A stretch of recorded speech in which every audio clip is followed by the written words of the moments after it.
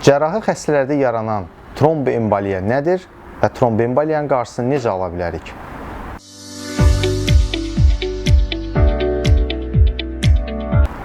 Dəyərli izləyicilər, cərrahi xəstələrdə travmalardan sonra yəqin ki, eşitmişsiniz, kimsə qəfil dünyasını dəyişdi.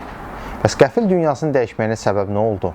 Əksər hallarda tromboemboliya, yəni aşağı ətraflarda, ayaqlarda, çanaq hissədə olan venaların daxilindəki olan tromb qalxıb ürəkdən keçir və ürəkdən ağciyər arteriyasına daxil olub qəfil dünyasını dəyişir insan.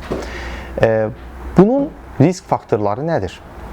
Artıq çəkili olan insanlarda, uzun cərrahi əməliyyat saatını keçirmiş insanlarda, uzun müddət yataq şəraitində yatmış insanlarda, aşağı ətrafların travmalarından sonra, onkoloji xəstəliklərdən sonra tromboemboliyanın yaranma riski artıqdır.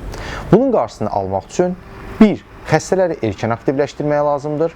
2.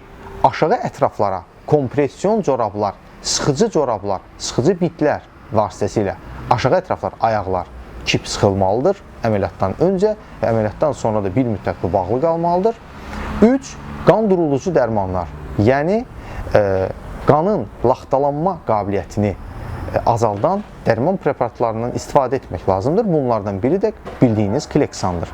Bu profilaktik əməllərə riayət etdikdən sonra cərrahi xəstələrdə tromboemboliyanın yaranma riski aşağı inmiş olacaq. Sağ olun, sağlıqla qalın.